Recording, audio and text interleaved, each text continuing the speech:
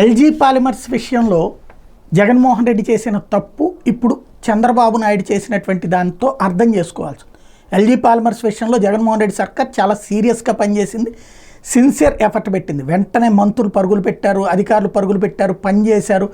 అక్కడ ఉన్నటువంటి వాళ్ళని అరెస్టులు చేశారు, ఇంకో పక్కన వాళ్ళందరికీ వైద్య సహాయం చేశారు, తక్షణ సాయాలు ఇచ్చారు, ₹1 కోటి చొప్పున నష్టపరిహారాలు ఇచ్చారు. ఇవన్నీ ఇవాళ చంద్రబాబు సర్కార్నైతే అది వెంటాడింది కూడా. బాబు అక్కడికి పర్యటనకు వెళ్ళినటువంటి సందర్భంలో నిలదీశారు, తక్షణం డబ్బులు ఇవ్వాలని చెప్పి అక్కడ కలెక్టర్ని అడిగినటువంటి సందర్భము ఉంది. అయితే బట్ వెళ్ళాలి, జగన్ నేర్చుకోవాల్సింది ఏంటంటే స్పాట్కు వెళ్ళాలి.